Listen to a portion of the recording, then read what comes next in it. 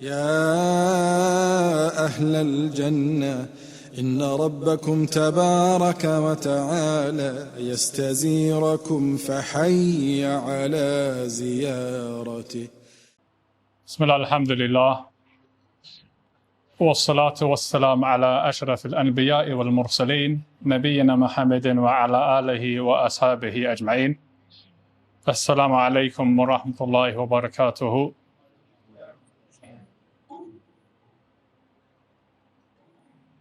Inshallah, this lecture, I'm going to split it up into two parts.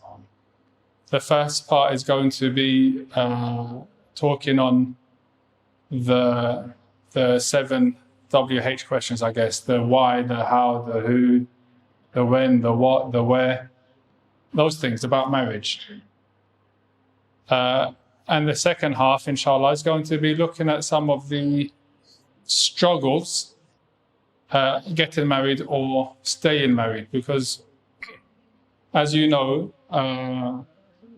this is there was quite a few questions that came up on the Instagram group of the Masjid and my own Instagram channel as well, where we put out this topic and ask questions about what people want to hear about, because it's important that this topic addresses the practicalities and the challenges that you're facing as young people or older people that are married. Because when we speak about marriage, you're speaking about marriage and then you're speaking about the relationship as well after you get married, right? I was going to ask how many people here are married. I expected it to be all youth, but because there's a lot of elders as well, then I'm not going to put that question out. I'm assuming that half of you are married and half of you aren't married, based upon the audience or the brothers that I can see in front of me. I guess the first question that needs to be asked and answered is the why. Why you should get married, right? And that may seem like a silly question. Okay, it's obvious I should get married because it completes half my deen and all the other stuff. However, if we look at the youth today, the shabab specifically, you find that generally speaking, they seem to be delaying getting married, even though they have the ability to do so. And even though they know the hadith of the Messenger of Allah sallallahu alayhi wa sallam, where he said, Ya ma'shar al-shabab, man istata'a minkum al-ba' فَلِتَزَوَّجُوا فَإِنَّهَا أَغَضُّ لِلْبَصَرِ وَأَحْسَنُ لِلْفَرْجِ وَأَحْفَظُ لِلْفَرْجِ وَمَنْ لَمْ يَسْتَطِعْ فَعَلَيْهِ بِالصَّوْمِ فَإِنَّ اللَّهُ is a protection for him, right? So you find there's a hadith which is there of the Messenger of Allah sallallahu alayhi wa sallam, where he directly addresses the shabab and he says, "O youth, young men, whoever's able to get married, let him get married." I.e., there's a command verb in there. Right? Ya ma'shar al-shabab, man istata'a al-ba' falyatazawwaju, I get married. Because then the why is given, right? The why is given straight afterwards. I.e., the wisdom, or two wisdoms are mentioned behind getting married. So why should you get married? Because the Messenger of Allah sallallahu alaihi wasallam told you to, if you're young and you have the ability. On my way up here, I was listening to Sheikh bin Baz rahmatullah alayhi, where he speaks about the hukm of getting married. Listen to this, pay attention. Imam Malik, there's a statement with regards to marriage, generally speaking, say it's mustahab, right? We're going to come back to the why in a bit, but we'll skip to get to the hukm shar'i of it quickly. There's a statement that the scholars say with regards to marriage or nikah, that it comes underneath the 5 ahkam al-khamsa, the 5 rulings in Islam, which are sometimes it's wajib, sometimes it's mustahab, sometimes it's mubah, sometimes it's makruh, sometimes it's haram to get married. You can say, when's it haram to get married? That doesn't make sense. That's the easy one. When's it haram to get married, ikhwan? When? No, nearly. No? If you got 4 wives, can you take 5? No. Alhamdulillah, you can get 4. Or you got 4, you can't take a 5th. It's haram for you to take a 5th wife, or it's haram for you to marry 2 sisters at the same time, right? So you married, you like the sister. No. You can't do that, it's haram, right? And then sometimes that it's wajib, sometimes it's mustahab, sometimes it's mubah, sometimes it's makruh to get married, right? This is what Imam Malik mentions, and the scholars generally go along with that. But the hadith that I just mentioned to you, as I was coming up here listening to Shaykh bin Baz speak about the hukm of getting married, and do you know what he said? He said it's wajib, but that's it. He said this hadith where the Messenger of Allah sallallahu alaihi wasallam said, Ya ma'shar al-shabab man istata'a minkum al-ba' falyatazawwaju. He said it's wajib if you're young, i.e. this hadith, and you have the ability to get married, it's wajib for you to get married. I'm like, whoa, hold on. What am I going to tell all these shabab now? They've got their parents maybe in the audience thinking, I don't want my son to get married. But he's got the ability. He's got the ability. The Messenger of Allah sallallahu alaihi wasallam in this hadith, he also mentioned the reason why, if you're young, you must get married. Because it is a protection for you. From what? From fitna. From committed ma'asi and sinning and disobeying Allah subhanahu wa ta'ala. Either with your eyes or with your private parts. Right? It's a protection from you from disobeying Allah subhanahu wa ta'ala. Okay, inshallah, maybe none of you, inshallah, you're in the masjid, you know the severity of zina, i.e. fornication. You know the severity of that, generally speaking. But the hadith, it still mentions, and the hadith, the Messenger of Allah sallallahu alaihi wasallam is speaking to the young companions, people of taqwa, but they're still young. Pay attention. A young person reached puberty. He's now reached the age of physical ability. Now he's reached the age of being able to work and earn a living. And he doesn't get married. Why? Right? He's putting himself in a position of danger. The Messenger of Allah sallallahu alaihi wasallam said, the reason behind, he gave you a reason. He said, why, right? Because it's aghaddu lil basar. It makes you lower your gaze. We have a problem today in our time, in our society. Lowering your gaze is difficult. It's difficult. Even if you lowered your gaze, you've got your phone in your hand, and your phone doesn't allow you to lower your gaze. If you've got Instagram, TikTok, Snapchat, Facebook, who hasn't got TikTok or Instagram or Snapchat? Put your hands up. Or Facebook. Out of an audience of about how much? 50, we've got 5 hands. So maybe 45 of you have, maybe it's less than 50, let's say it's 30, let's be moderate. Out of 30 people, 25 of you have one of these devices. Okay, if you're young and you're on TikTok, or you're on Snapchat, or you're on Instagram, can you lower your gaze? Do you see things which are, generally speaking, if you were outside, you'd lower your gaze? If you saw it outside, you'd lower your gaze, you wouldn't look, right? Or you might look a little bit but you're going to try to lower your gaze because you know you have to. It's what you're commanded to do.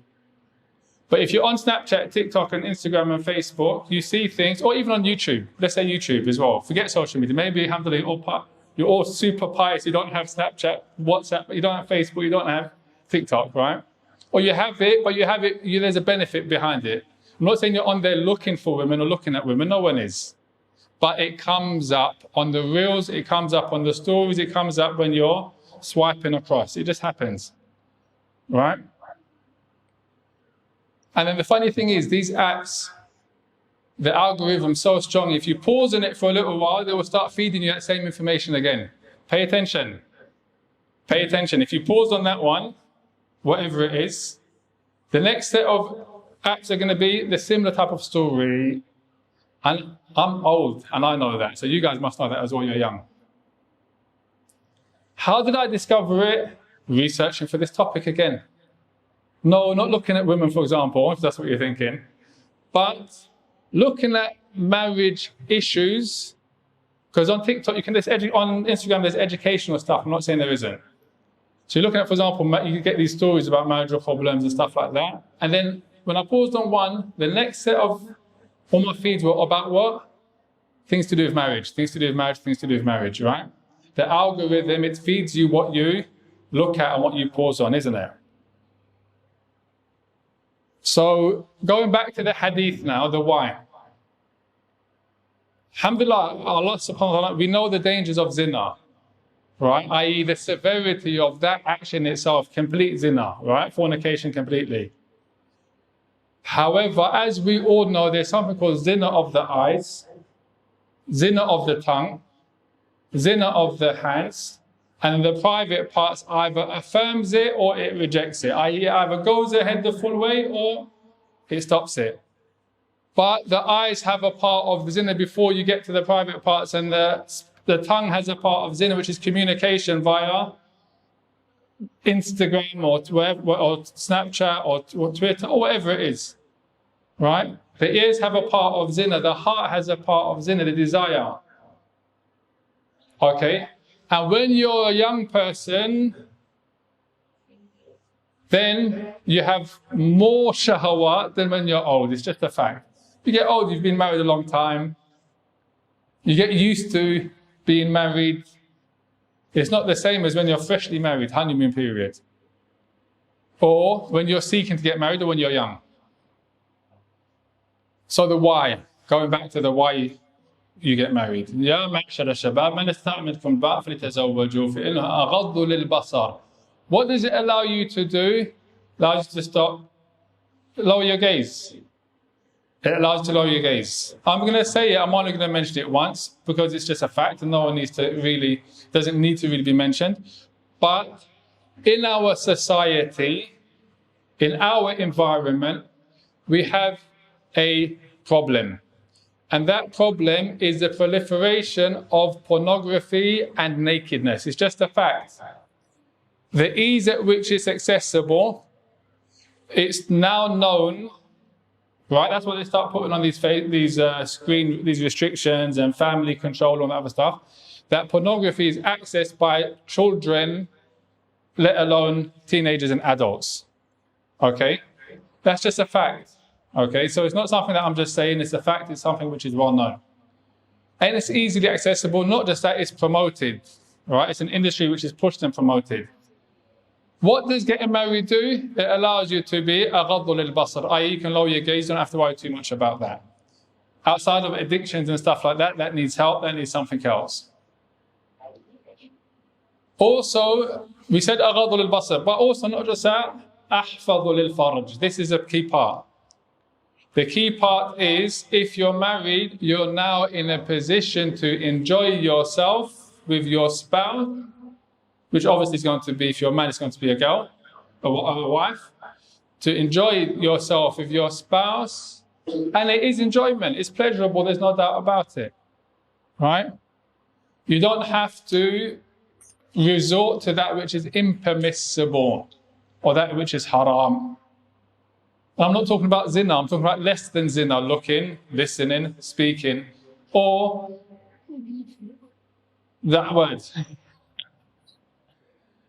There's another important point, and this is something which is not really understood properly.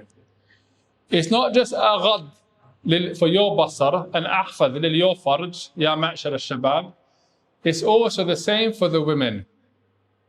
It's also the same for the women, i.e. you have an obligation to lower your gaze and to protect your private parts, but by doing so, you're also helping somebody else to lower their gaze and to protect their private parts. There's lots of sisters that want to get married, but brothers seem to be delaying. That's the impression I get. I get a lot of people coming to me. They speak about wanting to get married, they want to get married. Most of the people that want to get married that are serious about it are women. And most of the people that are delaying and putting it off are going to be the men. I don't know why. I don't know why. I have suspicions, but I don't know the reason. Well, I'm not going to look into people's hearts and say why they don't want to get married. But the point is, in most of the cases, it's the women that are ready to get married and it's the men that are delaying. I don't know the reason why. Maybe they're scared of commitment. Maybe they're scared of feminism. They're scared of, there's a lot of these kind of idealisms which are there, which they say, no, the women today are not like the women of the past and stuff like that. Well, you're not like the men of the past either, if we're going to be honest. I.e., you live in a society, you're going to a society where you're going to marry from, you're not marrying a woman from paradise, you're marrying a woman from the country you live in. So whatever issues that you think she may have, you're going to be a reflection of those issues, like it or not. Okay, unless you came recently from somewhere where it's completely an island, you were secluded, there wasn't any integration or mixing or any of that stuff, then that's the different you're an exception to the general rule, which you've born and grew up here. Everyone was born free mixing in society and stuff like that. So let's be realistic in our expectations of what we expect to find in a wife if you're taking a second wife, or what you expect to find in a wife if you're getting married for the first time. So when we speak about getting married, you speak about the why.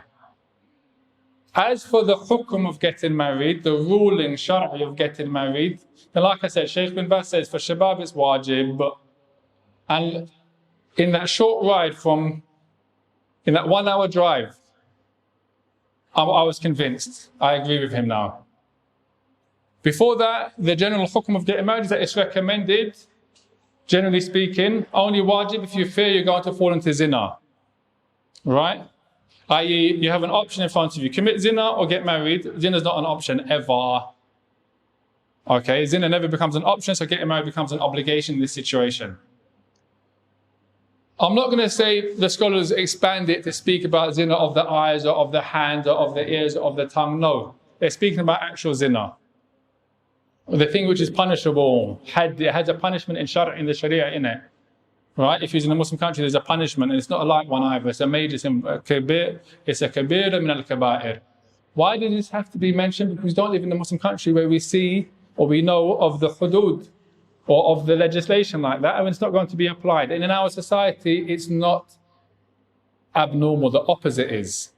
Getting married before you commit zina is what's strange. In our society, you're supposed to get to know the person and then get married. And getting to know the person entails getting to know them properly, everything. In our society, we're talking about in the UK, right? We're a part of that society. So obviously, the opposite is strange, which is no, you don't get to know the person, you get married and then you get to know the person. Here's some stats for you. Marriages last longer when you do it that way than when you try to get to know the person and then get married. Marriages don't last that way. Another data. I don't know if you're into data. Everyone can say that is how the question was asked and all that other stuff. But either way, the stats are there. When you get married before you get to know the person, your marriage lasts. When you get to know the person, they get married, your marriage fails. It ends in divorce quicker. Which is why you find in the past, right, i.e. your grandparents and your great-great-grandparents, they stayed married. But in the present, everyone's getting divorced quickly. Been married a week, and then they're getting divorced, talking about divorce. Been married a month, and talking about divorce. Been married 3 months, talking about divorce. Why?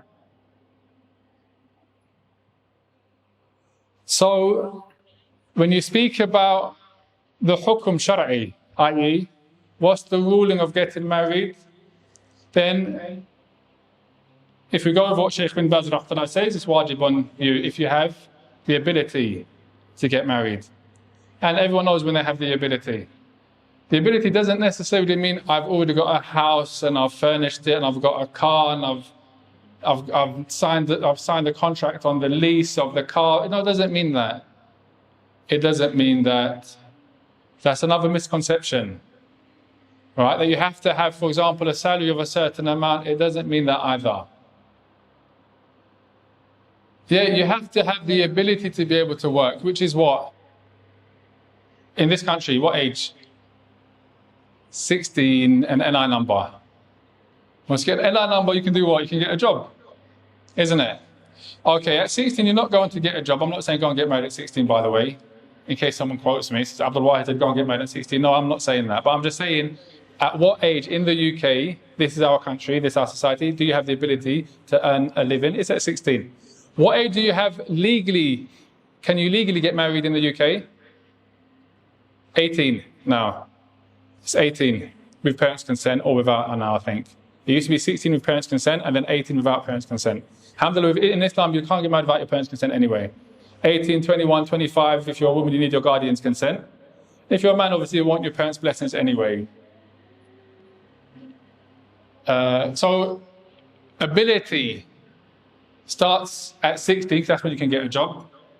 But at 18, realistically, that's when you can legally get married, right? And I'm still not telling you to get married at 18 either.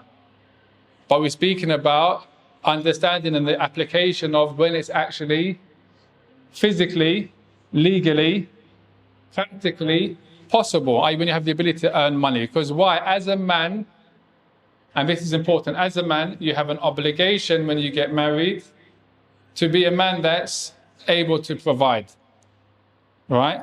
That doesn't mean you have to be wealthy, have to be in a job of 25k, 27k. It doesn't mean that at all. But you just have to have the determination and the will to be able to provide. That's it. And the ability, obviously, NI number, 18, whatever. So that looks at the practical aspect of it. Okay, speaking about going back to the Hukum Shari'i again, but mind me if I jump, but we're still speaking about the Hukum Shari'i. i.e. what's the Islamic ruling as it pertains to getting married, ya ma'shar al-shabab? Wajib or mustahab? You have the ability now, 18, got a job, go in uni maybe not, you took a gap year, whatever. Or you're 19, or you finished uni, you're 21. I'm not going to upset parents and say your children shouldn't go to university and they should get married instead. You're 21. What's the hukum of you getting married right now at 21? Who's 21, by the way, just finished uni, got their grades? MashaAllah, 1, 2, 3. Okay. Who's nearly finished? Finishing next year? 4, 5. There are sisters waiting for you to propose. They're waiting for you. They want to get married. Do you? Okay, you're 21, you finish university. What's the ruling for you getting married right now?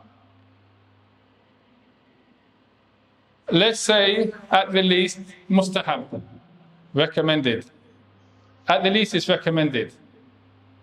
Okay? Not just recommended, it's emphasized. Why is it emphasized? Because the Messenger of Allah ﷺ said, when a man came to him, or 3 people came to him, one of them said to him, I'm not going to get married. I'm not going to have pleasure. When he said he's not going to get married, what's he saying? This is a dunya, this is pleasure. And it is, it's enjoyable. What are you giving up? Why are you giving it up? Another one said, I'm going to fast, I'm not going to eat. Food is pleasure. You enjoy the food that you eat, you enjoy the drink that you drink. He says, I'm not going to do that. The third one said, I'm going to stay awake at night, I'm not going to sleep. You enjoy sleep. These things, they're enjoyable at times, right? Not forget this when you're tired, but sometimes you have the sleep like that was such a beautiful sleep. Right? Sometimes you have the food that was such a beautiful meal. Oh, that drink was amazing, stuff, so on and so forth. And obviously, pleasure of your wife is pleasure of your wife, with your wife. So they said this, saying what? What are they saying? They're going to forsake worldly pleasures. Because, why? As an act of ibadah to draw closer to Allah subhanahu wa ta'ala. You'd think the Messenger of Allah sallallahu alayhi wa sallam would commend them. Well done. MashaAllah. All this ibadah, look at that. Qiyamul layl, MashaAllah. Where's the people of Qiyam? Fasting, where's the people of Siyam? Right? All these acts which are sunnah, which you're doing. And the reason I mentioned them specifically, in this hadith specifically, is if we said that marriage is a recommended sunnah, and you're seeking that which is going to bring you closer to Allah, and you're talib al-ilm, and you're fasting on Mondays and Thursdays, you're doing your qiyamul layl, but you say, no, I'm not going to get married. And you have the ability to. Why? What's the reason? The Messenger of Allah sallallahu alaihi wasallam, he said to these 3 people, he said, where are those 3 people? He called them. And he says, as for me, i.e. the Messenger of Allah, then I fast and I break my fast. I sleep and I pray at night. وَأَتَزَوَّجُ النِّسَاءَ, and I get married to women. فَمَنْ رَغِبَ عَنْ سُنَّتِي فَلَيْسَ مِنِّي. Whoever turns away from my sunnah, then he's not from me. That's a severe warning. That shows you that what they were upon was misguidance, even though it looks like it was good. Whoever turns away from my sunnah, then he's not from me. Right? Okay, that doesn't mean you can't delay marriage, but you have to have a purpose for delaying it. There has to be a reason for delaying it, right? Okay, so marriage, at the least, is an emphasized sunnah, ordinarily. Sometimes it's wajib. We already said it's haram sometimes. Sometimes it's makruh. Right? When is it makruh? When is it disliked to get married? Why would it be disliked to get married? It's disliked to get married when you don't have the ability. You're 16, right? You can't get married legally. Okay, you're 18, but you don't have any ability whatsoever because you're unable to get a job because you're a full-time student or something like that, and you can't. It's an intensive type of course, right? So you don't have the ability. So you get married without having the ability, you're going to become what? Doing something which is potentially oppressing or harming the other person, the spouse, in which case you're doing something which is disliked or something which is makruh by getting married. In any case, let's stick with what Shaykh bin Baz says. It's wajib for you to get married if you have the ability. So we'll take that as the hukm shari because I'm convinced, inshallah, and whatever I'm convinced with, I'm going to convince you with the same, inshallah. Okay, so now you know it's wajib to get married. That makes you sinful for not getting married.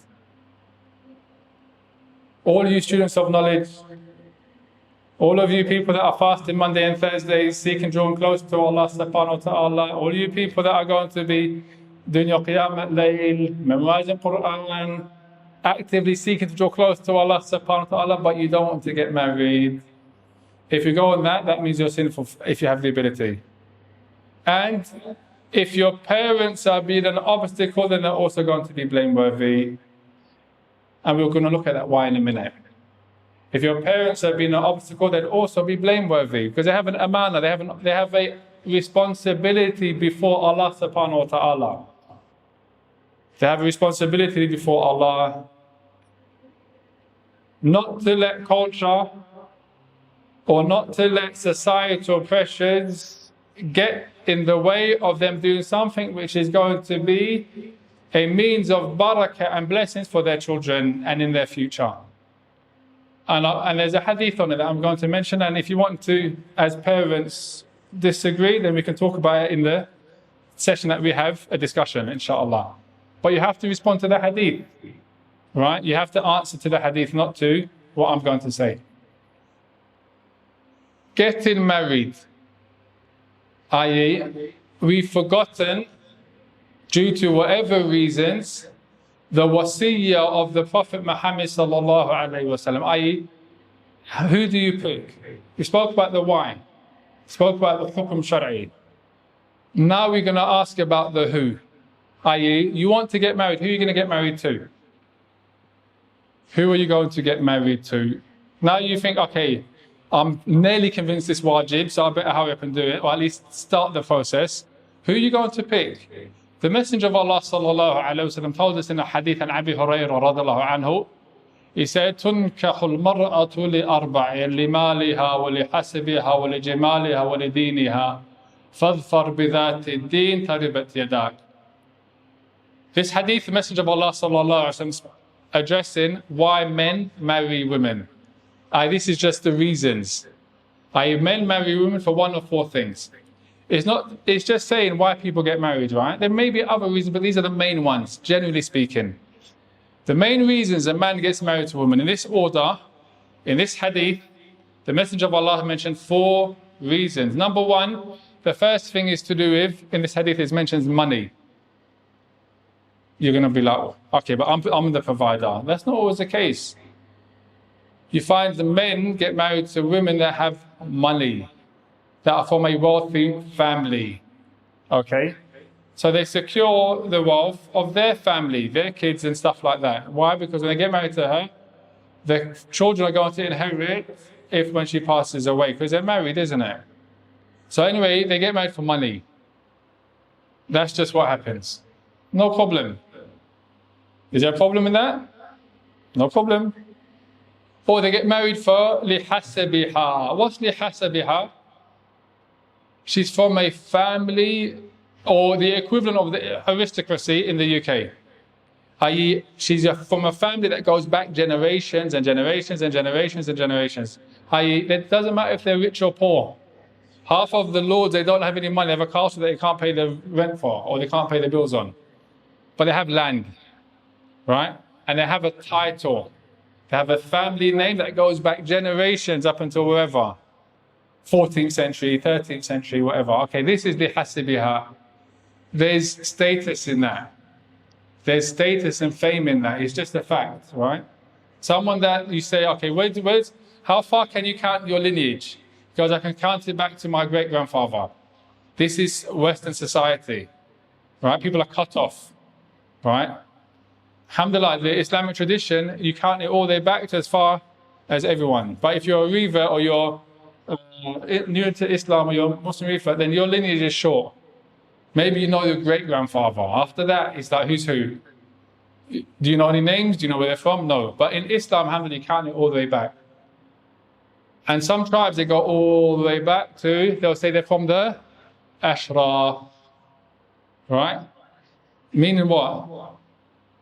They go back to the family of the Messenger of Allah sallallahu alaihi wasallam. That's there. So this is something which is honourable. So people get married to women for their lihasibiha, for their lineage. They get married as well, so lijimaliha. This is the West. They get married for her beauty.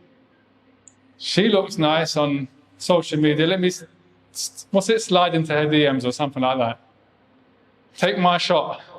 Whatever the phrase is, whatever the slang is, I'm not sure, I'm too old for it. But I hear it anyway, because I was on, what was that thing for a while that was quite, it became quite popular, and it was a talk thing. It was like, what was it called? Clubhouse. So it was a Clubhouse for a while, and there was lots of discussions about stuff like this. And they had groups, take your shot. Now, what does that mean? Why is there a basketball group talking about for men and women? Take your shot. I.e., just put it out there, propose, see what happens. She can only say no, right? That was the kind of, I'm not saying go and do that, I'm saying this is what was happening.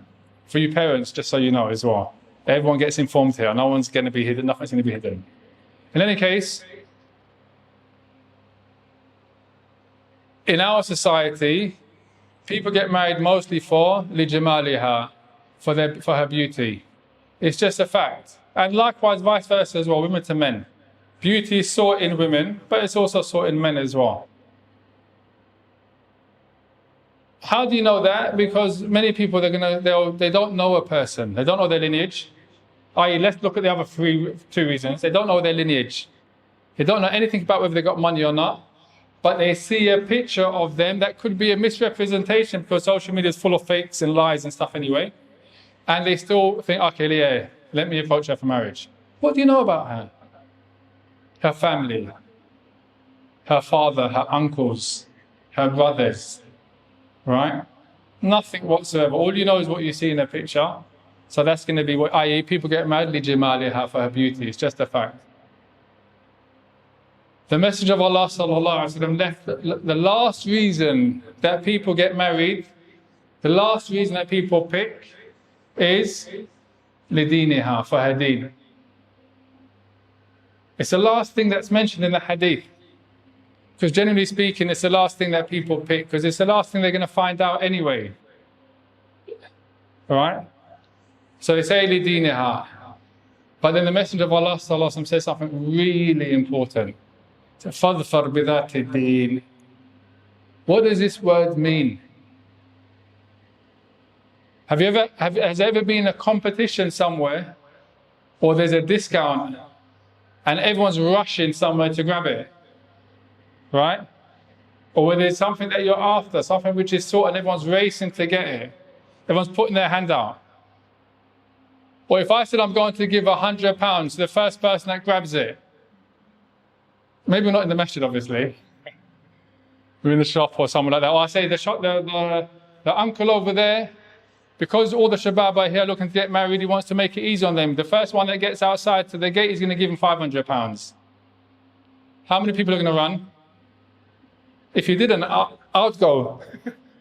So everyone's going to run, and the first person that gets it is going to grab it, isn't it?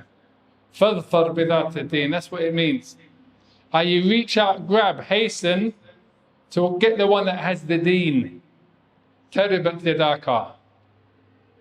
تربت يداك, may you be successful, right? That's a dua.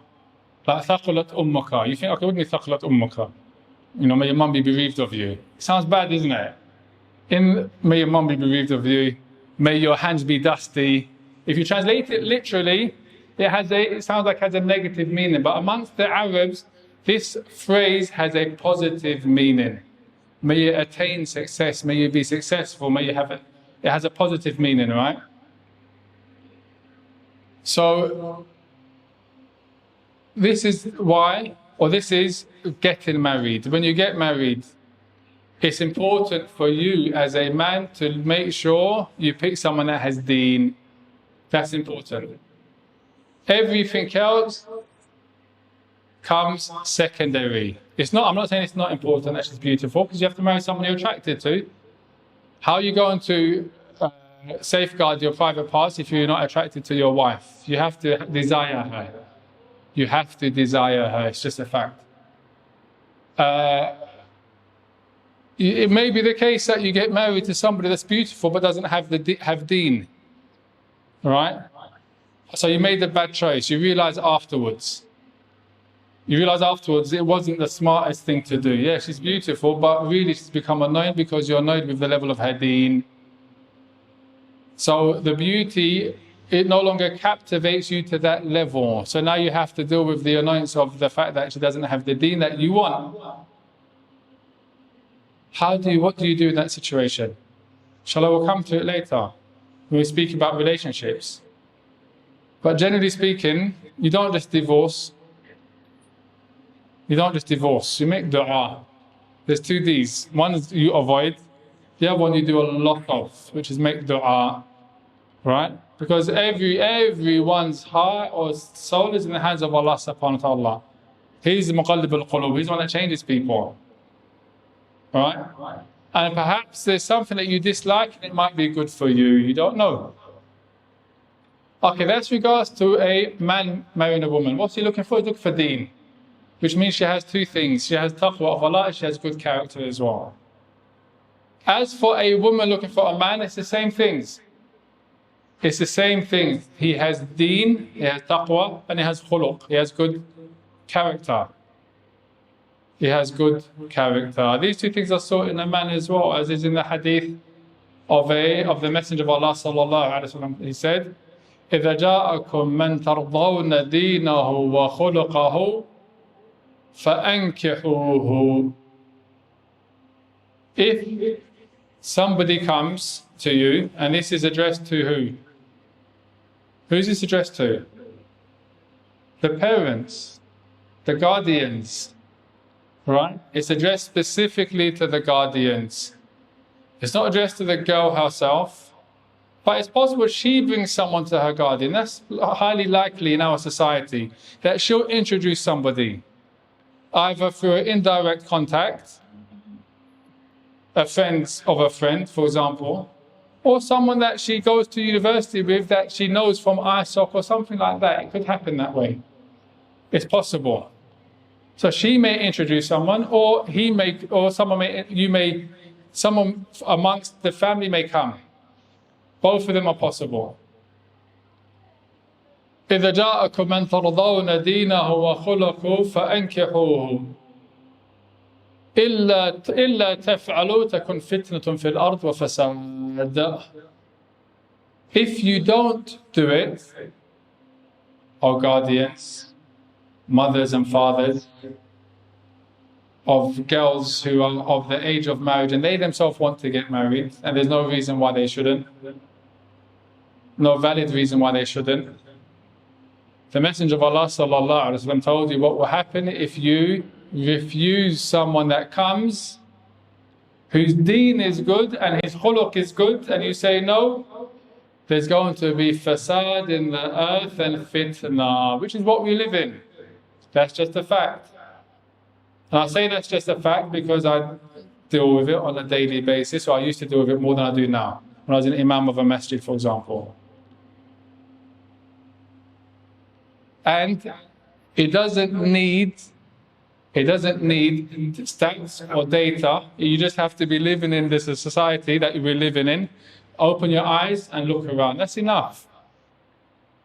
Know that you're in a society, which is a society which promotes relationships before marriage. It promotes free mixing, and it does the opposite. It tells you not to get married. So if you're also going along with that, it's going to be fasad and fitna. The hadith mentions deen wa khuluq. Okay, it's common sense that they also have what? That they also have what? It's mantaqi that they also have a job, they have money. Okay. It's not saying give up the fact that they have, no. It's common sense and it's normal that they have to have a job or the ability to work. That's not something which is criticized. Ability to work sometimes is represented in a piece of paper qualification, but not always. It's not always represented in a qualification, a degree, for example, not at all. Ability to work is a physical ability to go and get a job and a desire and an intention to do so. That's it. Men, they're going to provide by nature. They'll do it when they have to. They might not do it straight away because they have no need to, but the moment they're in a position where they have to, believe me, they're going to do it, generally speaking. But I'll ask you a question. What value or what benefit is your daughter going to get from marrying someone that has a qualification but he's not praying 5 times a day? What are you going to say before Allah subhanahu wa ta'ala on Yawm al-Qiyamah? Oh, I thought she could convince him to pray. She was strong in her iman, so she's going to change him. Or he's got a good job, he's a high value man, whatever that means. He's a high value man. He's an alpha male. He's got a job, he's got money. But when it comes to his khuluq, comes to his manners, he doesn't have manners. When it comes to his deen, he doesn't have good deen. He's not praying 5 times a day. But you think, okay, well, because he's got money, my daughter's going to be secure. She's going to have stability. He's offering to give her a house as a mahr, mashallah. She's got a house. What good is a house where there's no Surah Al-Baqarah being played or being recited in it? What benefit is it? They have to have both. If they have deen but they don't have the other aspect, but they have the ability to do it, it will come, don't stress it. But if they have dunya, either have wealth or whatever, they have the qualification, but they don't have the deen, you can't guarantee they're going to get it. So don't marry your daughter to that person. Do not marry your daughter to that person.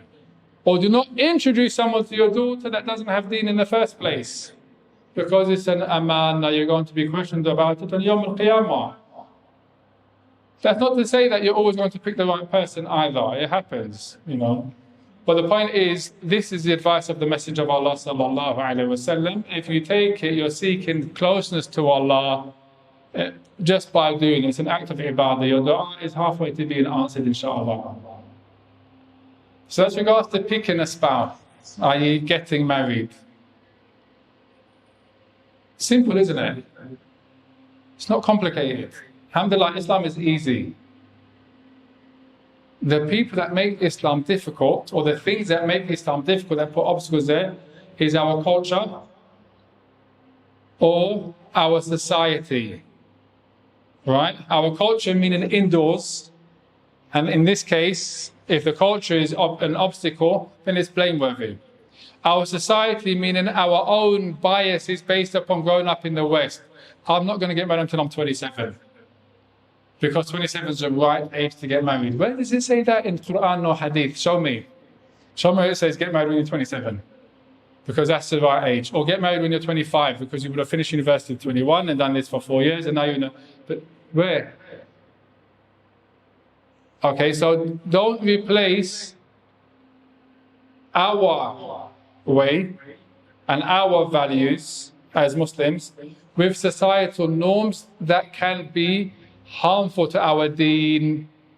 And if it's harmful to our deen, even if it's beneficial to our dunya, it's going to be harmful to our akhirah. That's the important point. With regards to, now you've got married, mashallah, you picked that deen, and she picked a rajul al-taqwa and has khuluq. When I say she picked, she has a say in it. She can't be forced who she picks. Her parents don't decide for her who she marries.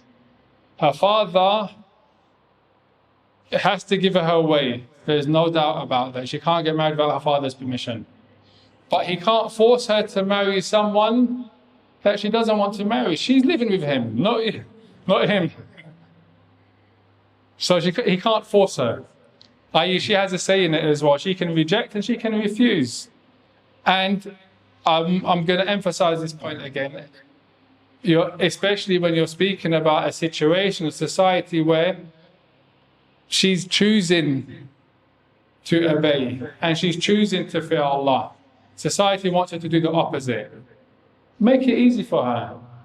Don't make it difficult. Society wants her to do the opposite. They're telling her to take off her hijab. She's wearing it. She's obeying Allah. She's not doing it because you said so, dad or mom. She's doing it because it's an obligation in the religion. She fears Allah subhanahu wa ta'ala. Her friends might be taking it off, but she's going to keep it on. Right? So, alhamdulillah, they're married. You got married. The question is, how do you stay married? Because, again, divorce is quite common. With regards to getting married should be easy. Staying married isn't as easy as getting married. That's just I'm going to say that's a fact again. Why is it hard to stay married as opposed to getting married? Getting married is all good, it's all compliments, it's all kind of courting, it's nice, it's gifts, it's compliments. Everyone's making an effort, everyone's dressing nice, everyone's coming smelling good. Everyone's being what? Everyone's being, what are they being? They're being at their best. I'm not going to say they're being deceitful, because they're not, inshallah. But they're being at their best, right? They're giving 150%. Why? To secure the prize, to get the cash. And that goes both ways. Okay, now you're married, they're committed, it's over. I've got you. Right? Or vice versa. She's got him. He's got her, she's got him. Now you're going to be living together. And living together, you've never lived with somebody before. It's the first time you've got married, right? You've never lived with somebody before. If you're shabab, we're speaking about shabab specifically, this is a youth thing, right? Not if you've been married, divorced, or you got married a second time, or you're taking a second wife, or whatever that situation may be. How do you live with another person, opposite gender? You've got different habits, different practices. How do you do that as a man? Right? It's not easy. It's not easy. Allah subhanahu wa ta'ala tells us what to do. Right? The Messenger of Allah sallallahu alaihi wasallam tells us what to do. We have guidance, we have Quran, we have the Sunnah of the Messenger of Allah sallallahu alaihi wasallam, don't we? What does Allah say in the Quran? وَعَاشِرُوهُنَّ بِالْمَعْرُوفِ فإن كرهتموهن فعسى أن تكرهوا شيئا ويجعل الله فيه خيرا كثيرا. Allah says it's a command. وعاشروهن بالمعروف. Live with them بالمعروف. What does ma'ruf mean? Ma'ruf, i.e., what is the distinguishing feature of the ummah of the Prophet Muhammad sallallahu alaihi wasallam? يَعْمَرُونَ بِالْمَعْرُوفِ وَيَنْهَوْنَ عَلَى الْمُنْكَرِ. You're the best ummah. Why are you the best ummah? Because you enjoy what is good and you forbid what is evil. I live with them in ma'ruf, live with them in goodness. وَعَاشِرُوهُنَّ بِالْمَعْرُوفِ. That's it, live with them in goodness. They've left their home, or she's left her home, where she had her father, she had her brothers maybe, her uncles. They were protecting her. They were providing for her. She was comfortable, generally speaking. She's left her home, she's gone with you. The least obligation you have is وَعَاشِرُوهُنَّ بِالْمَعْرُوفِ, to live with her in kindness, in goodness. That's the least obligation you have. It's not this case that you're always going to be happy with her. She's going to do everything that pleases you. Everything she says is going to be right. Every meal she cooks you're going to like. The house is always going to be tidy. Your clothes are always going to be ironed. Where did you get this? You're dreaming. Measure your expectations. But at the least, وَعَاشِرُوهُنَّ بِالْمَعْرُوفِ, live with her in kindness, live with her in goodness, that's it. Look at the time of the Sahaba, رضي الله تعالى عنهم, and as we say with people that want to follow the Quran and follow the Sunnah of the Messenger of Allah sallallahu alaihi wasallam upon the model of the best three generations, which is the Sahaba and the Tabi'in and the Atba'a Tabi'in. The companions of the Prophet Muhammad sallallahu alaihi wasallam, the followers of the companions and the followers of the companions. That's our methodology, that's our call, right? We want to emulate them. Okay, how were they? Salama, or radiallahu anha, what did she say about her husband? What did she say about her husband when he passed away? What did she say? She won't find anyone better than Abu Salama. That's what she said. If you ask women today, i.e. in our society, generally speaking, if the questions that came up, a lot of the things were, tell my husband, or in the relationship advice, it was like, he should stop looking at this, he should stop doing that. It wasn't, you won't find anyone better than my husband.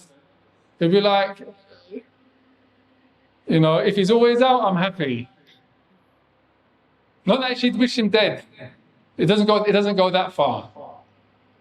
But the point is, do the women today say, I won't find anyone better than my husband? If they don't, then how are you upon the Quran, upon the Sunnah, upon the way of the companions and the followers? How? In what aspect? There's a hadith. I don't think, for example, just because a husband passes away that the woman's going to cry, that means that he was the best of husbands. No. She'll cry because it's a musibah. She lost her income, she lost the man that was looking after her kids, She hasn't just lost her husband, she's lost a lot. If your kid dies, you're going to cry. Doesn't mean that the cat was great, it was a purposeful cat. The cat could have been annoying, but you're still going to cry because of attachment. So just because of crying after a person passes away doesn't necessitate that he was the best of people. If he's the best of people, she'll say, after he passes away, you won't hear her say it except that she's lost someone that was from the best of people. She'll say it. So be the best of people in your life, so when you pass away, when your wife speaks, which she's going to speak, she'll only say about you that he was the best of people, that she never benefited from his death. Astaghfirullah. In any case, we want to be the best of people, isn't it? I.e., we're upon the Quran, upon the Sunnah, following the way of the Messenger, the way of the Sahaba, the Tabi'in, Atba'a Tabi'in. What did the Messenger of Allah sallallahu alaihi wasallam say in a hadith? The Messenger of Allah sallallahu alaihi wasallam said that خيركم خيركم لنسائه, the best of you is the best of you to his women, to his wives, or to the women in his family. In another hadith, the Messenger of Allah sallallahu alaihi wasallam said, in the end of the hadith, he said, وَأَنَا خَيْرُ لِلنِّسَاءِ, or I'm the best to my wives. The Messenger of Allah sallallahu alaihi wasallam said in another hadith that the heaviest thing on the scale on Yawm al-Qiyamah is husnul khuluq. That the best and the heaviest thing on the scale of deeds on Yawm al-Qiyamah is good character. And the best of people are the ones who are best to their wives and to their families. So you want to be the best of people. Where are you going to find your goodness? in the way that you are with your family, your wives and the women in your house. So if you want to be implementing the sunnah of the Messenger of Allah sallallahu alaihi wasallam and following the prophetic guidance, then do it there. Do it at home with your wife. A man is alpha male, mashallah, high value man. He's with his boys. So I've got 2 wives. Everyone's like, mashallah. They're thinking, how did he do it? You know, they're thinking, I want to do that. It's good. This miskin guy just got married. He's married like a month or 2. He's thinking, yeah, that sounds good. He goes, yeah, I got married with 2 wives. They both live with me in my house. Is he a rajul? Is this a man or is this a dhalim? Is this a rajula? He's like, yeah, he's an alpha male, he's a man. He goes, I don't business and all this other stuff. I got 2 wives, they both in the same house. Is this following the sunnah of the Messenger of Allah sallallahu alaihi wasallam? Or is this oppressing his wives? No, he's a tyrant. He's oppressing his wives, even if they agree to it. Why? Because they have the right to have their own second. If you can't do that, stick to one wife. Stay muwahhid. No one's forcing you to get married to a second wife and become a dhalim and put them both in one house and make out you're a man, when in reality, you're not a man. That's not what makes a man. What makes a man is looking at the life of the Messenger of Allah sallallahu alaihi wasallam and implementing that. Following the sunnah of the Prophet Muhammad sallallahu alaihi wasallam. That's what makes you a man. The wives of the Messenger of Allah sallallahu alaihi wasallam, they had their own place. It wasn't a palace. It doesn't have to be a palace, but they had their own place. There's a statement on Hassan al-Basri where he mentions it was said to him, Inna li bintan, I've got a daughter. فَمَنْ تَرَى أَنْ أُزَوِّجُهَا لَهُ. Who should I marry her to? Is it time? Is that like saying it's time to end? فَمَنْ تَرَى أَنْ أُزَوِّجُهَا لَهُ. Look at this, 2 benefits from this aspect. Number 1 is the guardian going and looking on behalf of his daughter in the first place. That's lost in our society. The guardian himself, the wali, the man. The mum can do it as well, no problem. But here, the man's the one that gives his daughter away. Here you have a man going to Al-Hassan al-Basri and saying to him, who should I marry? I've got a daughter. She's good for marriage. Who should I marry her to? He said, زوجها لمن يتق الله. Marry her to a person that fears Allah. He has taqwa. Never says زوجها لمن عنده بيت وسيارة ومال وشهادة وماجستير ودكتورة. No. He didn't say marry her لطالب العلم either. He didn't say marry to a student of knowledge. He didn't say marry to someone that's got a degree. Marry to someone that's got money, a car, a house, from a noble family, from a particular tribe. No. He said, زَوِّجْهَا لِمَنْ يَتَّقِ اللَّهِ. Marry her to someone who has taqwa of Allah. And he didn't stop there, he gave the reason. He said, فَإِنْ أَحَبَّهَا أَكْرَمَهَا وَإِنْ أَبْغَضَهَا لَمْ يَظْلِمْهَا. If he loves her, she's going to be like a queen basically, or a princess. You pick what you want to be. If he loves her, أَكْرَمْهَا. What's he going to do? He's going to do nothing except treat her like she's Karima, Bint al-Karim, right? He's going to honor her. In his money, he's going to spend it on her. In his speech, he's going to compliment her, right? He's going to be kind. He's gonna do everything which is recommended to do. He's gonna feed her food. He's gonna go on walks, go out, take her out places, right? When he travels, he'll travel with her i.e. he'll do everything that was in the sunnah of the Messenger of Allah sallallahu alaihi wasallam to do. Why? Because he knows that that's an aspect of ibadah for him, and he enjoys it as well.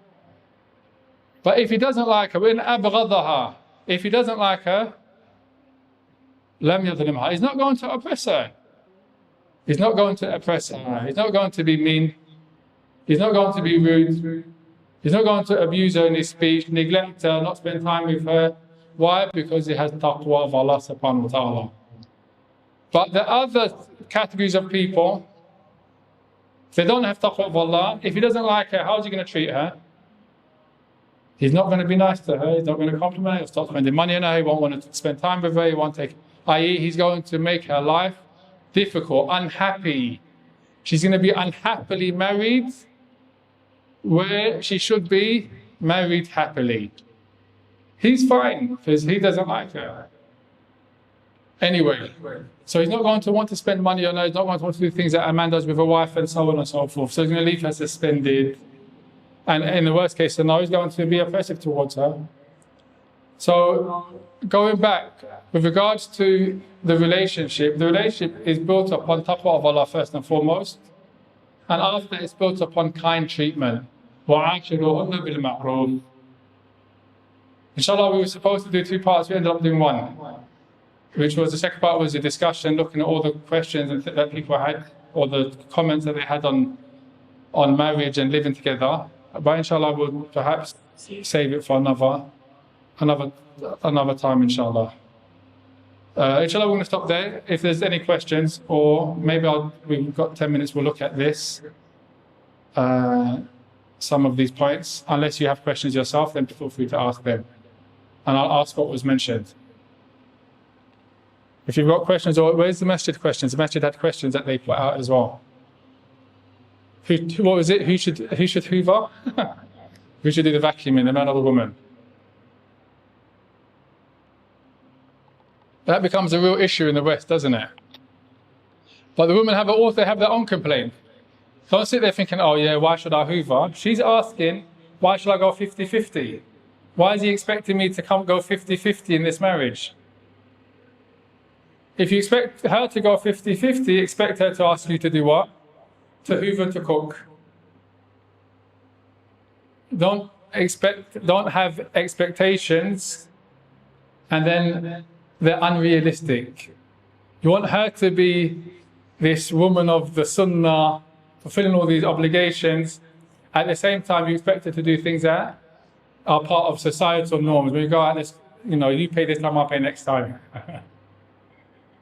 Expect her to be paid. Okay, no problem. It's good. If she's got money, yeah, contribute. It's no problem.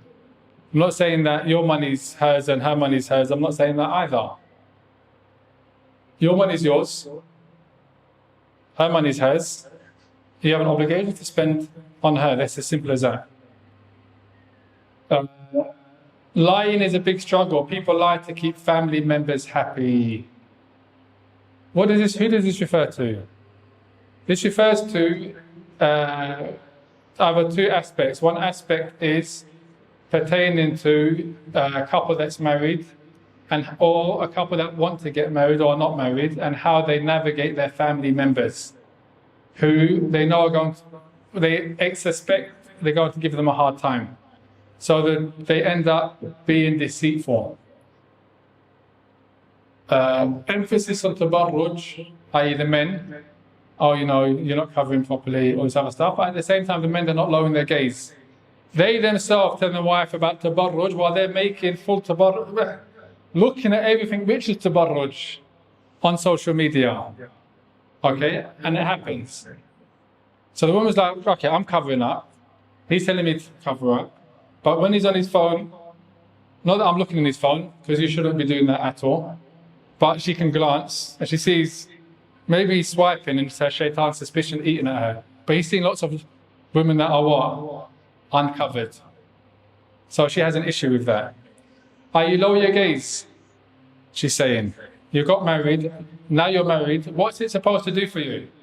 Lower your gaze, at the least. Lower your gaze. Protect your private part, that's what marriage does. Another issue, and this is an important one, commanding to obey the rules and regulations of in-laws as opposed to what is commanded by Allah and in the Sunnah of the Messenger of Allah sallallahu alaihi wasallam. This is an issue. This is an issue. A couple's married, and obviously you have to have full respect for your in-laws in the way you speak about them and the way you address them on both sides. The man should not only speak well about his in-laws, and he should address him in a polite way, and vice versa. But the in-laws expect unrealistic expectations from their daughter-in-law or from their son-in-law. Most cases, daughter-in-law. They expect her to do things which are un-Islamic and obey that, and then he's under pressure now to tell her to do that as well. That's not allowed. It's not allowed. There's no obedience to the creation and disobedience to the Creator. Right? So that's something which is problematic as it pertains to relationships. Same wives being pressurized by family to prioritize their needs over her duties to her husband. This is also important. There's two angles to this. Number one is what the questioner mentions, i.e., she got married, she's now moved out. Even if she hasn't moved out, she has an obligation towards her husband. Her husband takes priority. And as a family, that should be the cultivation anyway. Okay, now on the other aspect, the husband cannot expect, because he married his wife, she doesn't have any family. All of a sudden, she's become devoid of any connection she had before she got married to him. So she shouldn't visit her family because he's got rights. She shouldn't see her nephews or nieces because, no, that doesn't exist either. She has family that are there. It comes from both sides on this point. Men who refuse to give up female friends even after marriage, despite the wife advising. That shouldn't be a problem. Because even before marriage, we're not supposed to have, generally speaking, female friends, if we're speaking about friends. As for colleagues or work or in places where you're going to communicate because of work, whether it's business or whether it's... then that's work, isn't it? It's just what it is. They're not friends. Friends is someone outside of work you're going to meet up with. You're going to do stuff outside of work. They invite you to their whatever, and you're going to attend. Then yeah, that shouldn't be happening because it's going to affect the relationship. Treating your spouse good, we spoke about that. Character when hardships happen and the relationship is being tested. Yeah, this is important. This is important. Okay, look at this just quickly and summarize, inshallah, and we'll stop after this. Inshallah, we'll summarize this with this point. We didn't speak about it a lot, but it's really important. We've got the theory of marriage, right? We've got the theory. What I mean by theory, we've got the guidance which mentions the commands and the prohibitions. We know what it says in the Quran, we know what it says in the Sunnah. If you don't, buy a book and learn. Matter of fact, buy a book and learn anyway, because I guarantee you don't. It's not something you just automatically inherit. Knowledge of how to be as a husband, how to be as a wife, it's not something that you download from or you pick up just because you see your mum and your dad. That's not, you have to learn it. So buy a book and read. So you've got the theory. You know the commands, you know the prohibitions, you know the rights, you know the obligations, you know all that stuff. But now you're living with someone in the same house, waking up with them, having to share the toilet, share the bathroom, share the kitchen, right? You're having to now actually get to know somebody, and now you have to make sacrifices yourself. She has to make sacrifices and compromise. You have to learn each other's habits. How long does that take to get to know and to get used to a person? How long do you think it takes to get used to a person? Just put something out there. How long? Huh? How long? A couple of months. Completely wrong. You're way off. Way off. It'd be better if you added years on top of that. A couple of years, you'd be better off. It takes you years to properly get to know somebody. And that's not an exaggeration. That's why, as Muslims, we don't do the get to know before you get married. So it means speak to someone for years. And then deciding, hold on a minute. I don't like that person. I'm not married anyway, so I'm just going to cut and duck out quickly. Not at the altar. Not at the Masjid. I'll do it before that time. That's what happens, literally. And then you start the process again. Or the process starts again. You might not start, but the process generally starts again. It takes years to get to know somebody properly. Think about it. That person's lived for how long? Let's say they've lived for 18, 19 years, if you got married young. If you didn't get married young, what's the likelihood? What's the age? 21 years, isn't it? That person has developed as a person over 21 years. Do you think you're going to get to know them over 3 months? Never. Over 2 years? Possible, but probably not. Probably not even over 2 years you won't know everything about them, or you won't know them properly. It will take years to get to know them, which means what? You have to be willing to be patient with things which might annoy you, irritate you. Eating habits, sleeping habits, toilet habits. Just a simple one, I'm just going to end on this. Genetically, men are different from women, aren't we? Biologically, we're different from women. Islam recognizes that. Islam recognizes that. Emotionally, rationally, physically. Which is why men are the qawamuna ala nisa. Men are the ones that are maintainers over the women, right?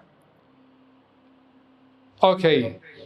Just generally speaking, if men go to the toilet, they don't necessarily have to sit down, but women have to sit down. A simple thing of toilet seat up or down could be an issue for some people. Door closed or open could be an issue for some people. I'm talking about small things. If you let that turn into an argument in a marriage, you've got an issue.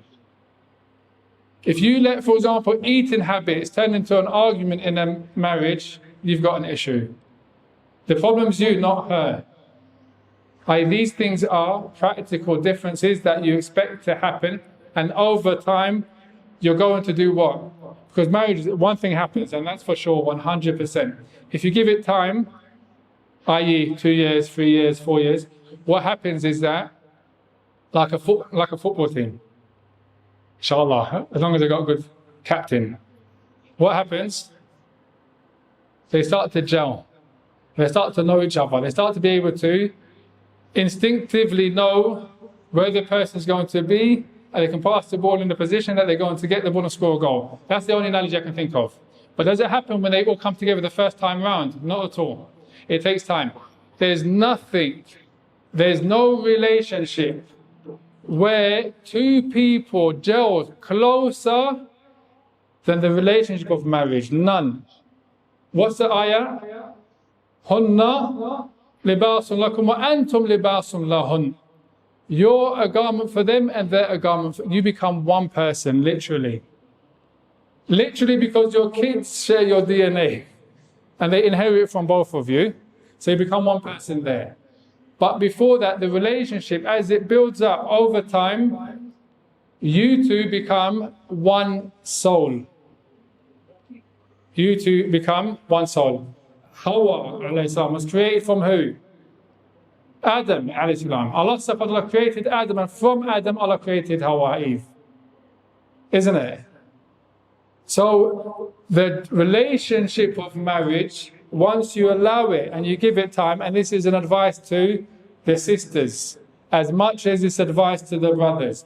When you get married, do not be quick to think that your marriage is a worse marriage and compare it with other marriages. Do not be quick to think that it's going to take a time. So give it time, inshallah, and be patient likewise with regards to the man, as long as there's nothing which is harmful physically. There's no darar wala dirar. We're talking about practical things that can be overlooked. He's not working at the moment, but he's looking for a job. Okay, well, leave him to look for a job. Right? Don't make it sure my friend has this and she has that, and why aren't we having this, why aren't we having... No. Be patient. Ittaqillah, fear Allah subhanahu wa ta'ala. And likewise, so on and so forth, vice versa. Inshallah, I'm going to stop there because I know I've spoken over the time. Allah ta'ala a'lam. Wa sallallahu ala nabiyyina Muhammadin wa ala alihi wa ashabi ajma'in. Barakallahu feekum. لحسن استماعكم. بسم الله الحمد لله والصلاة والسلام على نبينا محمد وعلى آله وأصحابه أجمعين. We're just going to, inshallah, go through some of these questions. First of all, the ones that from the sisters' side, and then inshallah, after these three questions, if you've got any questions yourself or discussion points, inshallah, then we can discuss them. The first question, it says, if a man has deen but is lacking the ability to provide for the woman, but she's okay with that for the time being, should the marriage go forward? I want to focus first of all on what it means to have deen, because there's a misunderstanding sometimes that happens amongst the sisters especially, and likewise the brothers as well, but mostly I think the sisters, which is the deen is just the outside appearance, i.e. a beard and a thobe. That's a mistake. That's a mistake. It's an outward aspect of the deen. But the hadith, as you heard it, the Messenger of Allah said, whoever comes with you with good character and taqwa, they marry him.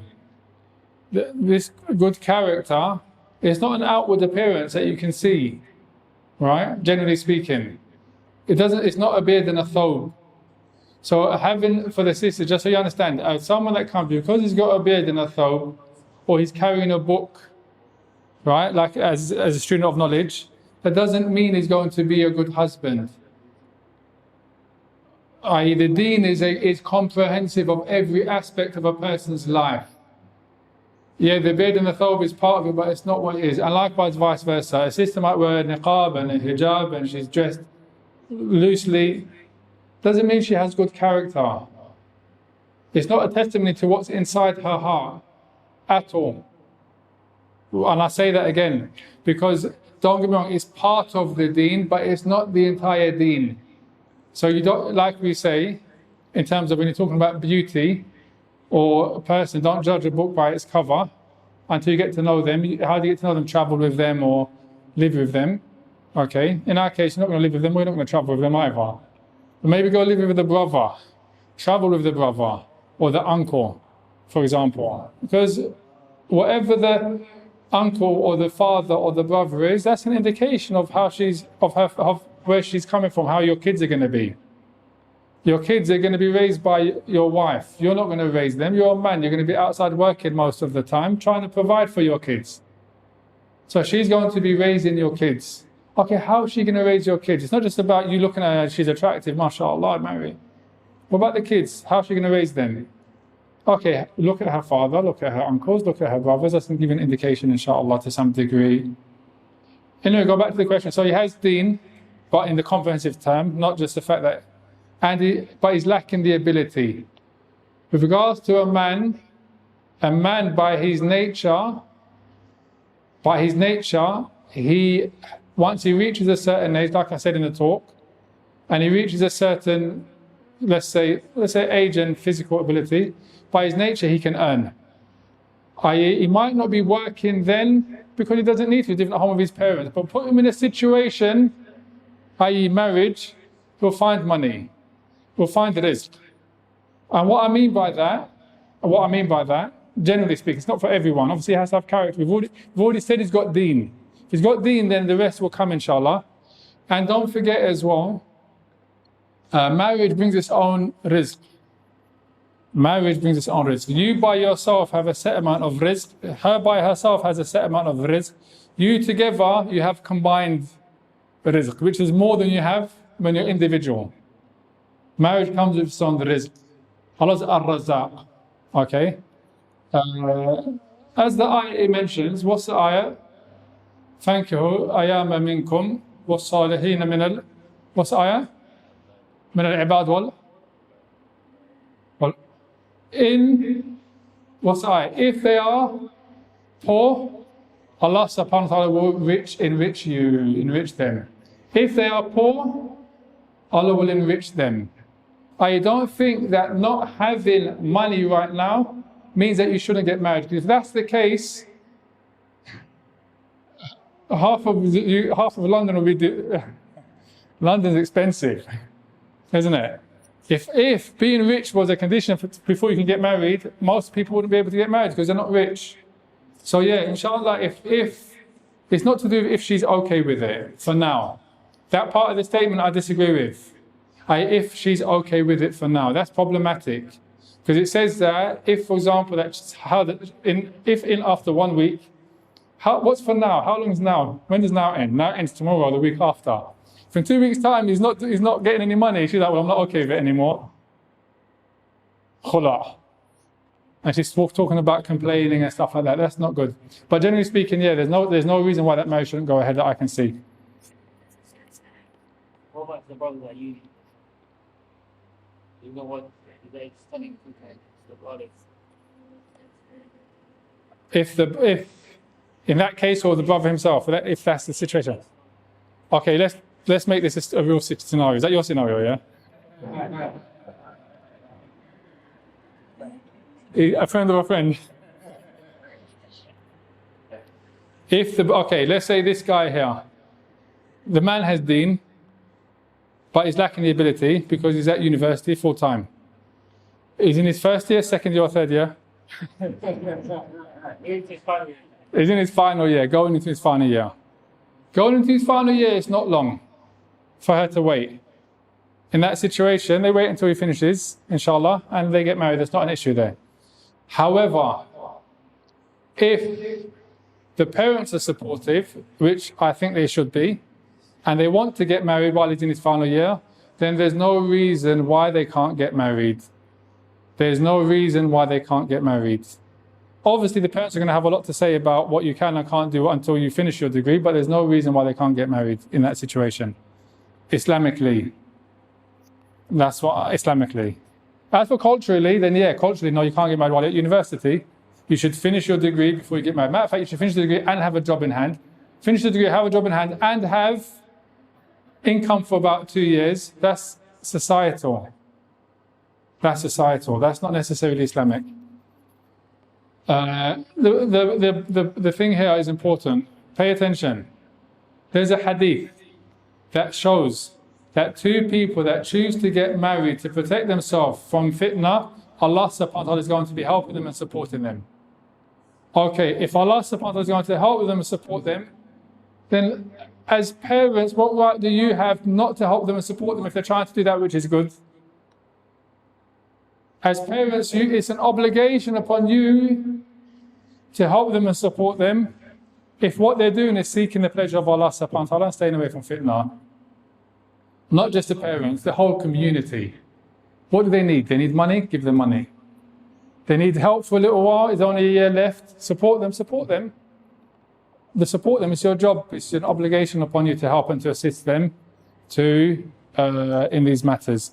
If you're not going to do it, who's going to do it? Society wants them to be corrupt. At home we want them to be what? Upright. Isn't it? Okay, let's help them be upright and not push them towards the corruption that society's called them to. Is a woman obliged to obey her parents if they're not allowing her to marry someone without a valid reason, culture, education? The reason the parents have, the father has a right to reject the spouse, just like the daughter has a right to reject the spouse. Meaning, the father presents someone and she says no. That's her haqq. She can't be forced to get married just because of culture. The daughter or somebody else presents someone and the father says no, that's his haqq. That's his right. It's his daughter. He might not explain the reason, but he might see something. He's a man, that's why he's there. That's why Allah subhanahu wa ta'ala made him the wali and made him your guardian, because he knows men. And he has a right to say no. But how many times can he say no? This is the question. I.e., if, for example, there's someone else that comes and is suitable and someone else that comes suitable, then at that point, it's like, Dad, why? Now at least give me a reason. The first person, no problem. The second person, I was upset. But now there's a third person to say, no, why? And if he doesn't give a reason, then she has a right to go to a Sharia council and annul his wilaya and get married with a qadi or whoever takes the position of a qadi. That's the hukum shari'i on the issue. I repeat that, she has a right to go to a Sharia council in the UK and say, my dad's rejected 1, 2, 3 people, for example, whatever the number is, 2 people, and the reason is nothing isn't valid Islamically, i.e., it's not, i.e., what's the valid reason Islamically? What would the valid reason be Islamically? Huh? He doesn't pray. She wants to marry someone that's not praying.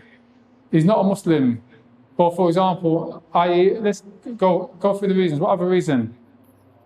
He's not kuf'an for her. They're not of the same type of level. Right? He's not kafar, they're not compatible. The dad knows, the mum knows they're not compatible. She thinks they are, but they're not compatible. Okay? So there's a reason there. Other than that, if it's not an Islamic reason, then she has a right to do that. Why? Because she has a right to get married. It's her haqq. How do you deal with a husband who doesn't... okay, someone say, okay, the consequences. Someone says the consequences. It means that she's breaking her family. She's doing uquq al-walidain. No, it's opposite. It's the opposite. It's not she's doing uquq al-walidain, they're doing it on her. They're the one that's the cause of that happening, not her. She's the one that's trying to do something which is good. They're the ones that's the cause of splitting the family. So it's the opposite. Understand that principle. There's no uquq al-walidain in that situation whatsoever. How do you deal with a husband who doesn't get involved with your family? I want to repeat something. That she can't get married without her father's permission. Just don't go away from here thinking that I've said that she can't get married without her father's permission. Okay, I made it clear that her father has to give permission. That's what I'm going to end on. How do you deal with a husband who doesn't get involved with your family, e.g. functions, get-togethers, but expects it for after his family has disrespected you, i.e. sworn at you? He didn't pick his family. Like she didn't pick her family. Okay? And when you married him, that contract necessitated you being kind to his family. It doesn't necessitate them being kind to you. And vice versa, it's the same. A man has to be patient, and a woman also has to be patient with in-laws. And in all honesty, it's something which is almost a trope. It's known. Daughter-in-laws and mother-in-laws is a known area of friction. It's expected almost. And if you don't expect friction, then maybe you should have been expecting some friction. So don't expect to be given an easy ride by his mum. That's her son. You've taken him away. You've stolen her son. Her little baby or whatever. So don't expect her to give him up very easily and not to make your life a bit difficult. And be respectful. It's i.e. when you married him, he didn't pick his family, but you've married him, now you have to be respectful to his mum. Always. Even if she swore at you. Okay, that's it. How would you deal with someone else that swore at you? Someone that's not his mum, not your husband's mum. She has huquq on you. If it was your neighbour or someone else, how would you deal with them? Islamically, you should always be what? You should always idfa. Ability, repulse that which is bad with that which is good. Always. So as you have more, your mother-in-law has more right to that behavior from you than somebody else. Likewise as well, vice versa. With regards to going places and doing things, then yeah, he has an obligation to make sure he at least shows his face sometimes. He can't just be absent from every single function and gathering because it looks bad and it's embarrassing for her. Her family have rights as well. Show your face. Show your face. You might not want to, you might not enjoy it, but do it as a duty. Not every duty you have to enjoy. Not every obligation you're going to enjoy doing it. Some you enjoy doing it, some you don't enjoy, but they're still obligations. When you're working and you're getting paid money, do you always enjoy the work that you do? Do you always enjoy the people that you deal with? Do you enjoy the way they speak all the time? No. But do you still do it? Why? Why do you do it? Because if you don't do it, you're not going to get paid, you won't have a job. So you know you have a duty to do it. Which is better, payment in the afterlife from Allah subhanahu wa ta'ala, who's a sovereign, or payment in the dunya? Which one is better? Payment in the afterlife. So be patient, seek the reward of Allah subhanahu wa ta'ala. That's your principle. Especially with your spouse, your wife or your husband's parents. especially there. That place is a place where it's delicate, it's difficult. You have to be on your guard, you have to be on your game all the time. You have to. And it's not for long. How long is it? How long are you going to spend around the house? A couple hours? Once a week maybe? So it's not difficult. No. Allah knows best. Assalamu alaikum. Alaikum. I think you might have covered this, so I might think say for Mahr, if you get a request, say that she wants a house with you, or something that you can't provide. So let's say they want to get a request for £500,000, you might. What do you do in this sense? Or even if it's not that, the extreme, but something that you can't provide. Yeah. So the brother is asking, if for example the Mahr request is beyond you, meaning it's like she wants a house. Alright, she said she wants a house, you can't do that. And it ties into a question here, which is the Mahr these days asked as a working girl, highly qualified one, what should it be? Right? With regards to you as a man, go marry someone else. She wants that Mahr, okay, mashallah, you're not the only woman that I can marry, go marry someone else. If you can't afford it, what can you do? She's outside of your league. You're not a high value man. Not high value enough. Marry somebody else. No one's obliging you to pay a mahr, but if you do agree to it, that's it. You've agreed to it. Now you're bound by it. Right? Now you're bound by it. And the contract, i.e., which has the most right to be fulfilled, is a contract which permits the private parts, meaning the marriage contract. That contract of paying that mahr is the most important contract you have until you pay it. Once you agree to it. But don't agree to it in the first place. Alhamdulillah, I don't think anyone, well, I don't know actually, I'm not going to speak about what anyone says about mahr.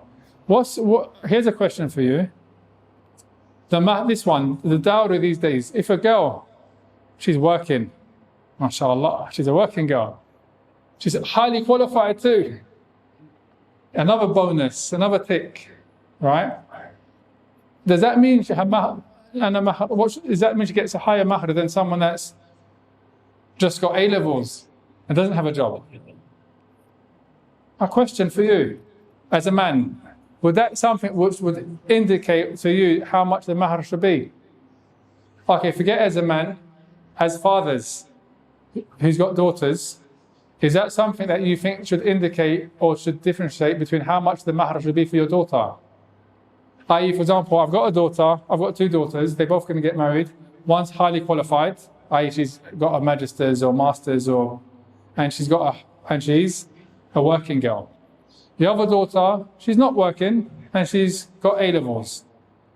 They're both getting married. Is one mahr higher than the other as a father? No.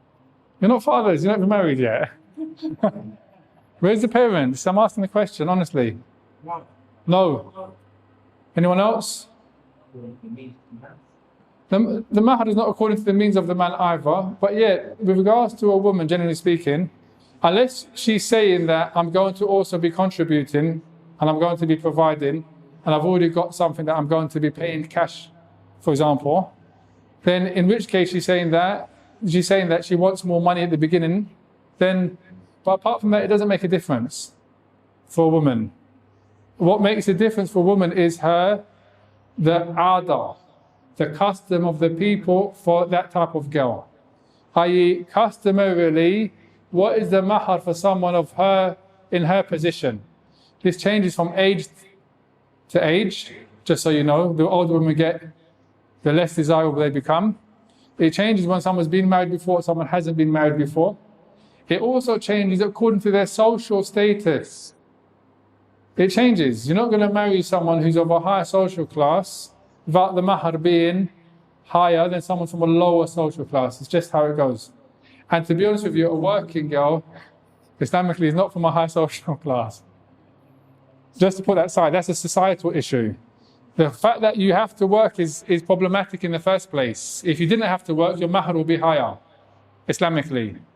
If you're talking about traditionally, Islamically, the fact that you have to work shows you from a lower social status or social class.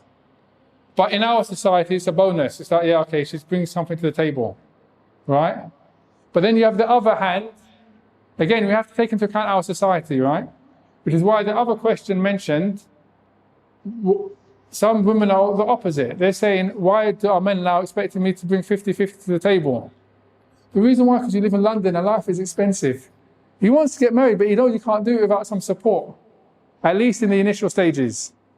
So if we're going to be practical and talk about the real situation, I live in the UK, living in London, for example, then initially, at least until she has children, as long as the job's halal, there's nothing wrong with her working, there's nothing wrong with her contributing, so you can build something together. But the moment, for example, she becomes occupied because of children and stuff like that, then she won't be working. So it's always going to be for a what? A delayed time period. It's going to be for a time period, but up until something else happens, which is she has kids and starts a family. Because at that point, you don't expect her to have a baby and 6 months later go back to work. Because the baby's going to not raise it, the baby. Who's going to look after the baby? Society wants you to do what? Take your baby, put the baby in childcare while you go work as a woman and he goes work as a man. That's not Islamic. That's not our way. Parents can help out if need be for a short period of time. But that's also going to be limited. Right? Ihsan, it has its limits as well, even if they're your parents. Parents, they had their kids, they don't want to start raising your kids as well and start again from the beginning. So the point I'm getting at is, it's okay. Both work, 50-50, no problem. That's going to be limited in time. Okay? So, but the main thing is this is important, ikhwan. Whatever it is you're going to agree to before you get married, don't change the goalposts. Don't say something before marriage, and as soon as you get married, you've moved the goalpost and you've changed it on her. You in your head was thinking, yeah, she's got what's it? She's a working girl with highly qualified, she's bringing 50-50 to the table, but you don't say it. She doesn't, in her mind, she's thinking that she doesn't have to do that. As soon as you get married, okay, how much are you getting paid every month? Okay, I want you to pay this and buy this, I'm going to pay this, but we haven't discussed it before marriage. Agree to it before you decide to get married. Put it in the contract if need be. If need be, put it in the contract. For example, if you're working doing that, then this is what we're going to do until you start have a family, blah, blah, blah. But don't change the goalposts. Don't have its expectations and you haven't expressed them, and vice versa, the same thing has to happen as well. No. Be practical. It's a contract. Be practical. Like you're going to work. There's an agreement taking place here. Don't be shy. It's an agreement. For the sister, don't be shy. It's an agreement. For the father, don't be shy. It's an agreement that's taking place now. Working on character before marriage, feminine and masculine roles. I think this is something which is part of our fitrah. As a man, part of your fitrah is to be masculine. As a woman, part of your fitrah is to be feminine. Even if some of it might change a little bit, that's still within you. That's still within you. So I think that there's no need to go overboard in it. And I'm against this new culture, red pill, alpha male, and this type of stuff. I'm against it. Don't buy into it. What that's buying into is a way of mistreating women and going like the old Arabs, where the old school, he's got 10 kids and I haven't kissed one of them. Right? I'm a man. Well, how's that a man? Kissing your kids makes you a woman. How? When the man came to the Messenger of Allah sallallahu alaihi wasallam, he said, I've got 10 kids, I haven't kissed one of them. What did the Messenger of Allah say? MashaAllah, rajul. No? He said, what can I do if Allah's taken mercy out of your heart? Hey, it's not a praiseworthy characteristic. I'm a man, I don't cry. It's not a praiseworthy characteristic. I'm a man, I don't have any shyness. Not a praiseworthy characteristic. So don't think that, for example, this new kind of movement of men being men, counter-feminism, is Islamic. It's un-Islamic. Islam is Quran, Sunnah. It's not these new trends that people bring every now and again. So be careful. Be careful what you buy into, because you're gonna become the men version of feminism. No. You mentioned about the agreement. What if a sister was to mention the contract? You're not allowed to get married to a second wife. Alhamdulillah. If you agree to it, stick to it. Are you a Muslim? Yeah. Al-Muslimuna ala shurutihim. Muslims according to their agreements. If you didn't want to agree to it, don't agree to it. Say, no, I'm not going to agree to that condition. That's not to say you're going to get a second wife, but you're just not going to agree to a condition that you don't want to agree to. I've got a question for you. What's the hukum of taking a second wife? What's the ruling of taking a second wife? They are provided, able to provide, Huh? able to provide for them.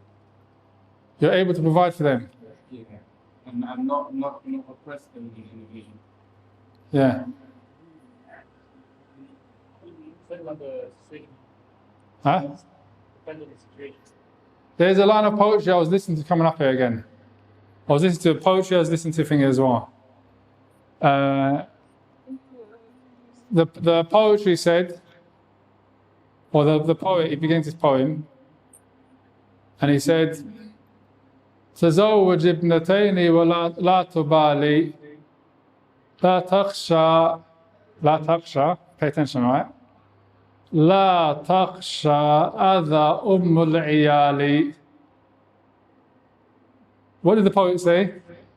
تزوج ابنتين ولا لا تبالي لا تخشى أذى what? العيال. He said, marry two and don't care. Don't be afraid of your baby, the mother of your children.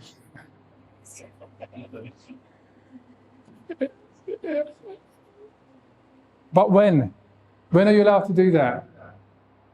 When you're able to physically and financially provide for two wives. Who can do that in London? When you're talking 50-50, you're thinking, okay, if she's got income, that's good. In most cases, people that take a second wife, they're not in a position to do it. Most cases. When I say most cases, the odds in the UK are like 98-2. You're going to fail. Which part's failing? 2 or 98?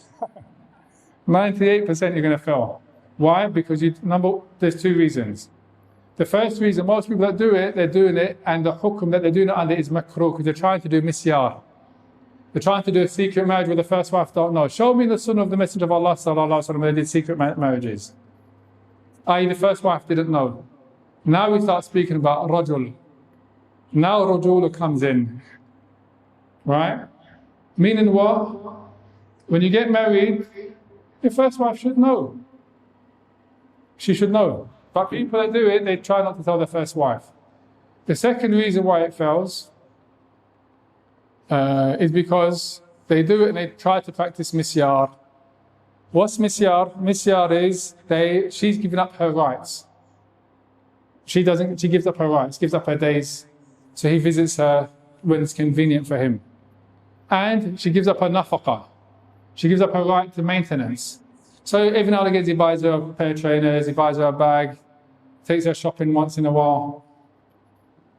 So she gives up her nafaqah. How long can that last? Can't last long. So it fails. Because as a woman, she's going to start demanding rights at some point. Plus, that's not the way that you see it practiced in the Sunnah of the Prophet Muhammad sallallahu alaihi wasallam. Anyway, so generally speaking, society here has a say on you doing it or not doing it, taking a second wife. So, going back to the condition, you might as well just agree to it anyway, because it's very likely that you're not going to be able to take a second wife. What harm is there? Inshallah, she pleases you enough that you don't have to look for a second. If she doesn't please you enough, then you're in a position where you can say, look, I'm taking a second, you can either cancel that condition and stay with me, or you can stick to it and then she'll be my first and you'll be divorced. No, we're talking, you have to be straight, isn't it? What you shouldn't do is play around. We shouldn't just play around. Agree to a condition, then try to change the goalpost. Say, I don't want to do this anymore, and try to get her to, no. Or, you just be straight, that's it. Just be straight. Or what does the condition mean when she puts that condition that you can't take a second wife? It means if you take a second wife, the marriage contract becomes nullified unless she accepts it and agrees to it. At that point, she might not care about you that much to, say, go. Happily. 3 days is enough for me. Let her have 4. You never know. She might be pushing you to take a second wife. But generally speaking, no. No. How to deal with parents or immediate family, they don't show any affection or the children. Her? have an effect on the tarbiyah of Why shouldn't they? That's their grandkids. the negative? No, inshallah, أعاشرهن بالمعروف فإن كرهتموهن فعسى أن تكرهوا شيئا ويجعل الله فيه خيرا كثيرا. You don't know, sometimes you may think something is negative is positive, sometimes you may think something is good and it's bad. When you say negative, you have to say that it's haram and un-Islamic.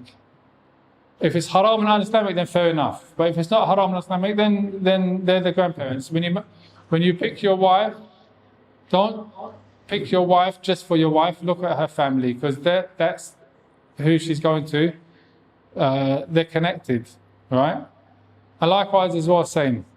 You're not just marrying your wife, or you're not just marrying your husband. You're becoming part of a family, and it's inevitable that the parents have contact with their daughter or with their son, and by necessity with their grandkids as well. So generally speaking, unless it's un-Islamic, meaning impermissible shari'ah, not something that there's doubt about. Let me tell you something else I was watching, another clip, just to highlight this point some more. Someone comes to propose, and he's got good character, he's got taqwa, but he smokes. He smokes. Okay, smoking's common, right? And it's an addiction. Is that a reason straight away to refuse? No. No. You'll be surprised. It's not me saying it. It was a clip from Sheikh Uthman al-Khamis. He was asked a question. He said no. He said this is something which, inshallah, dua.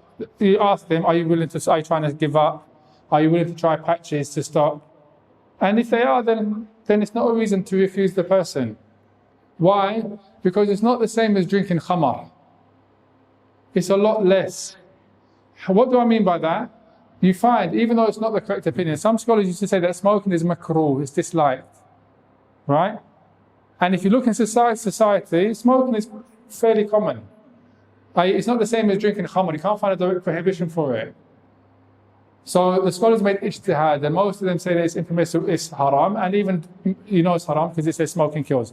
However, what I'm getting at is to highlight something, which is, that's something which is bad, isn't it? That something has a bad impact. But yet you find the Shaykh is saying it's not something that is a reason for you to necessarily refuse it outright. Whereas, look at this, someone that comes but they don't pray. They don't pray. Is that a reason to refuse? 100%. You can't guarantee they'll start praying if they're not already praying. So why? Because there's something that's connected to disobedience directly of Allah subhanahu wa ta'ala, right? And it's not something which is light, it's something which is heavy. So the point is, going back to that situation, before you get married, that was a decision you made. Now you're married, you're not in a position, unless it's something which is haram, to especially if it's going to cause friction between her family and her, it's going to cause them to argue, cause them to dislike you, and stuff like that. You need to weigh it up, basically. Wallahu ta'ala a'lam.